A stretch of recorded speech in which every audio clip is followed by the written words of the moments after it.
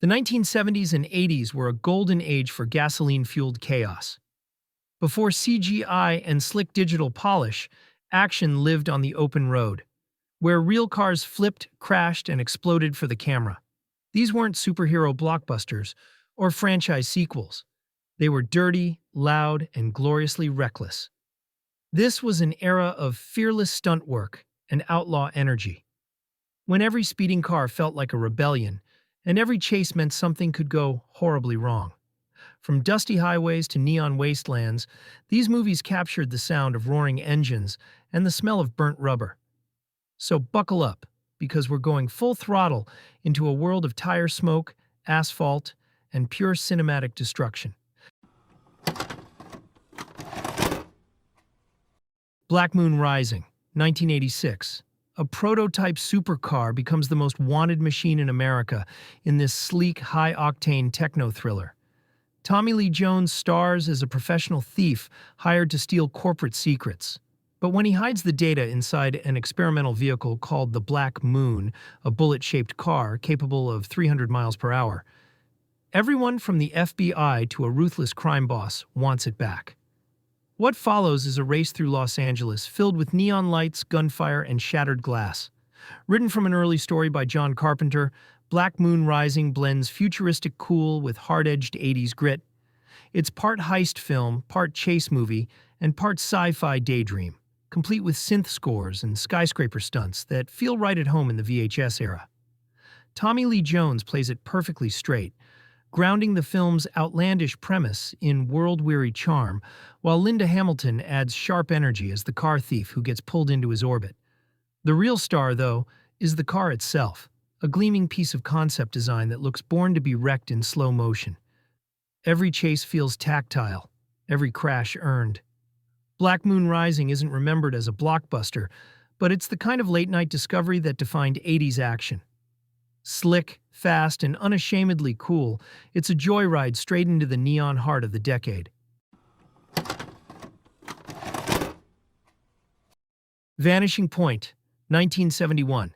A white Dodge Challenger blazes across the American desert, hunted by police and haunted by purpose. Behind the wheel is Kowalski, a former cop, racer, and soldier on a one-way run from Denver to San Francisco, with nothing left to lose. His journey turns into a mythic test of endurance, fueled by speed, defiance, and the open road itself. Vanishing Point isn't just a car chase movie, it's a rebellion on four wheels. Director Richard C. Sarafian strips away exposition and sentiment, leaving only the pure rhythm of motion. Each dusty mile becomes a statement, a push against conformity and authority, with the landscape itself swallowing the story whole. Cleveland Little's radio DJ Super Soul turns Kowalski into a legend over the airwaves, narrating his run like a modern outlaw ballad. The film moves with hypnotic energy, fast yet dreamlike, reckless yet deliberate. Every crash and spin-out feels like part of something bigger, a fight between man and the machine he's become. Decades later, Vanishing Point still feels alive, raw, mysterious, and untamed. It's the purest expression of freedom the 1970s ever burned onto film, a high-octane meditation on the need to escape, even when there's nowhere left to go. Megaforce, 1982. In a world that looks halfway between a comic book and a fever dream, a secret team of elite soldiers rides into battle on laser-equipped motorcycles and flying dune buggies. Their mission: defend freedom, defeat tyranny, and look cool doing it.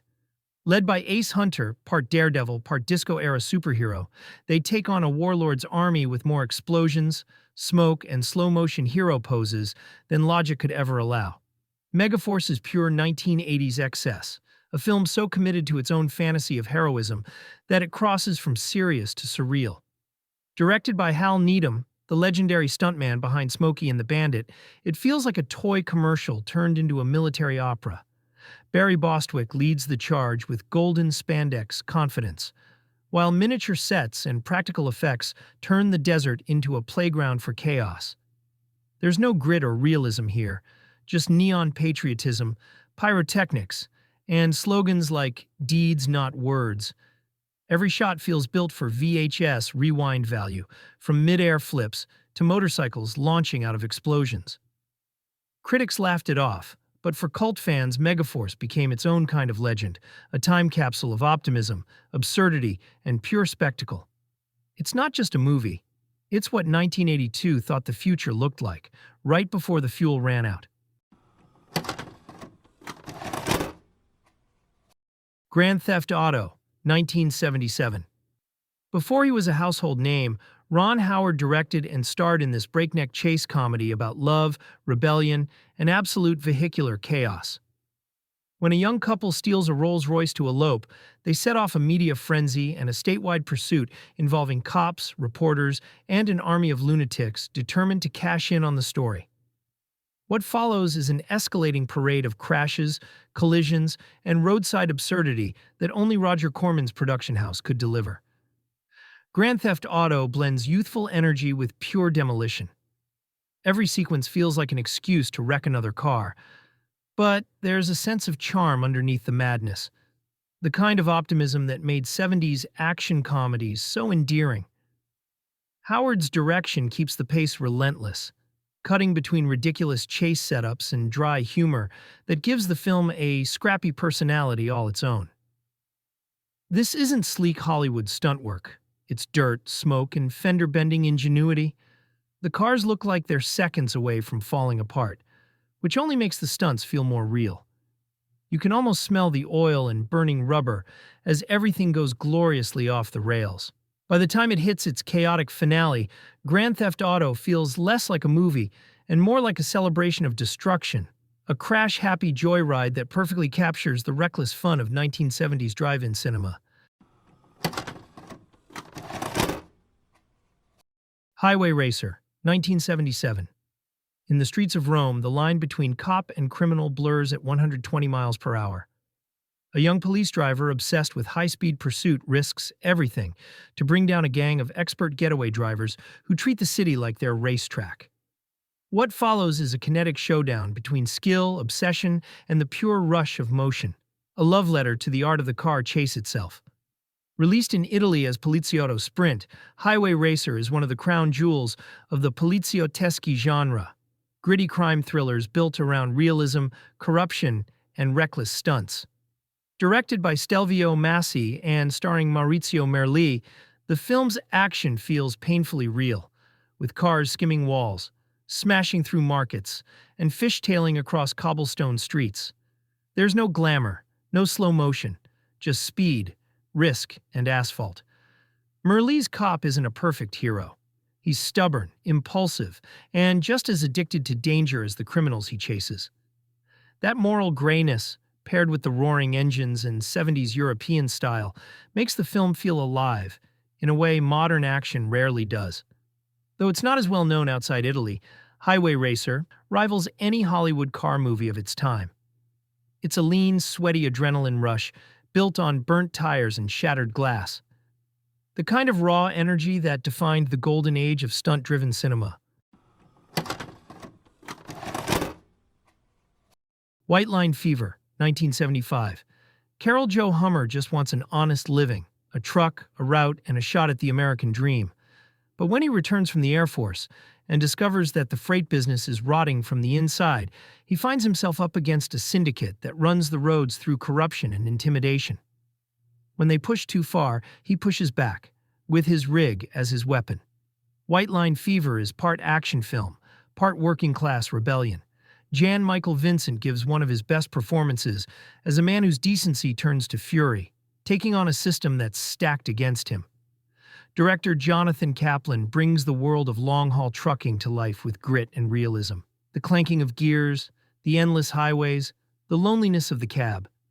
When the movie erupts into action, it's with the force of someone who's had enough.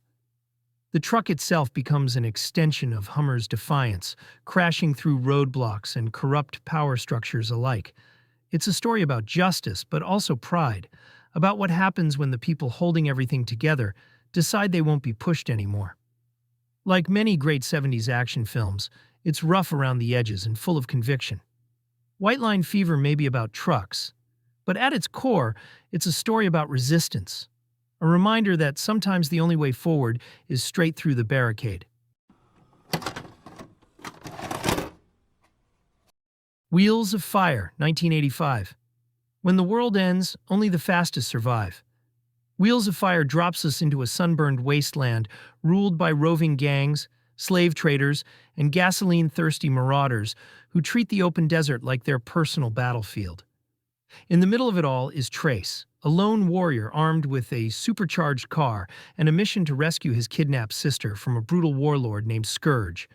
Directed by Sergio H. Santiago, the king of Filipino exploitation cinema, this 1985 gem is one of the wildest Mad Max imitators to roll off the assembly line. Santiago had a knack for doing a lot with very little, combining recycled car parts, real explosions, and dangerous stunts with a fearless cast willing to eat sand for the shot. The movie's action sequences are fast, loud, and completely unhinged, filled with high-speed collisions and gunfights in blazing heat. Gary Watkins leads the charge as Trace, playing the stoic desert hero with just enough grit to make you believe he's seen it all. His car, loaded with flamethrowers, spikes, and a serious grudge, feels like its own character, a rolling tank of vengeance. Linda Wiesmeyer, best known from Playboy and a few other cult titles of the era, adds a surprisingly grounded emotional layer amid the chaos. The film's setting, shot in the rocky, sun-scorched landscapes of the Philippines, makes the apocalypse feel both exotic and brutal. There's dust everywhere, the sound of engines never stops, and the sense of danger is constant. It's a movie that doesn't waste time on backstory or politics. It just throws you headfirst into the fight for survival. Wheels of Fire may not have the budget or polish of its Australian inspiration, but it makes up for it with relentless energy and pure VHS-era charm.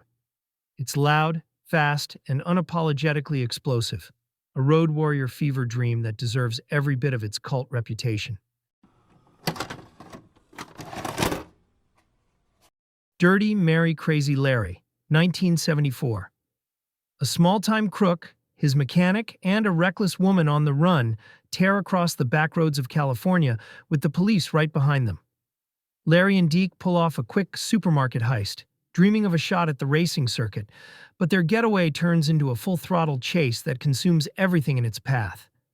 Mary, wild and unpredictable, isn't supposed to be there, but once she's in the car, there's no turning back. Dirty Mary Crazy Larry is a perfect time capsule of 1970s outlaw energy, the era when every anti-hero had a fast car and a death wish. Peter Fonda and Susan George make the chaos feel alive, their chemistry mixing danger and charm, while director John Howe keeps the action grounded in real stunts and roaring engines. The film's commitment to authenticity, no trick shots, no digital safety net. There's no music video editing or glossy framing here, just the raw thrill of horsepower and asphalt. The final chase with helicopters, roadblocks, and split-second decisions remains one of the great practical set pieces of its decade. It's gritty, fast, and unpredictable, a movie that doesn't promise safety or redemption, just the rush of freedom before the crash. Dirty Mary Crazy Larry is pure, unfiltered 70s car carnage, the kind that could only exist when everything in Hollywood was running on fumes and adrenaline. Death Race 2000, 1975. In a twisted vision of the future, America has turned the open road into a blood sport. The transcontinental road race pits leather-clad drivers against each other in a cross-country competition, where speed isn't the only way to score. Hitting pedestrians earns bonus points. The reigning champion, Frankenstein, hides behind his mask and reputation, but underneath the spectacle lies rebellion and rage waiting to explode. Death Race 2000 is what happens when 1970s counterculture collides with drive-in mayhem. Produced by Roger Corman and directed by Paul Bartel, it's part satire, part demolition derby, and entirely unforgettable. David Carradine plays the world-weary racer like a mythic gladiator trapped in his own legend, while a young Sylvester Stallone turns in a hilariously unhinged performance as his rival, Machine Gun Joe. The movie's blend of cartoon violence and political parody makes it more than just pulp. Beneath the absurdity, it's a sharp jab at authoritarianism, media addiction, and our appetite for chaos, all wrapped in leather suits, fake blood, and turbo engines. Few films embody the anything-goes spirit of 70s exploitation like this one. Cheap, bold, and wildly entertaining, Death Race 2000 became a VHS-era rite of passage, the perfect mix of high-speed carnage and rebellious energy that still feels dangerous decades later. The Junkman, 1982. Cars crash, planes explode, and cameras roll in this wild meta-action spectacle from writer-director H.B. Halicki, the same mind behind Gone in 60 Seconds. The Junkman blurs the line between movie and reality, following a stunt-filled chase through California as a filmmaker becomes the target of assassins during the premiere of his own car crash epic. What unfolds is a demolition derby on a grand scale, a film about making car movies told entirely through wreckage. Halicki practically reinvented independent stunt cinema with this one. Every sequence was done for real. Cars tumbling end over end, helicopters clipping power lines, entire highways shut down just to be destroyed. There's no CGI, no tricks, just raw nerve and physics pushed to their limits. While the story exists mostly as a backdrop for mayhem, the Junkman captures something rare, a genuine sense of danger. Every frame feels like it could go wrong at any second, and often did. Halicki's obsession with speed and destruction turns the film into a chaotic love letter to movie-making itself. It's loud, reckless, and unapologetically excessive. The ultimate VHS-era adrenaline rush. The Junkman isn't just about crashing cars, it's about living fast, filming faster, and leaving nothing unbroken behind you. Looking back, these films remind us why the car chase became an art form. Before green screens and perfect takes, filmmakers risked everything for real speed and danger. And it shows. Whether it's a polished muscle car or a cobbled-together death machine, each one has its own kind of poetry in motion. These weren't just action movies. They were monuments to adrenaline. Every skid, every crash, every explosion was a small act of defiance. Proof that the best movie thrills still come from the road itself. Thanks for watching. And remember, always be kind and rewind, because every movie is someone's favorite.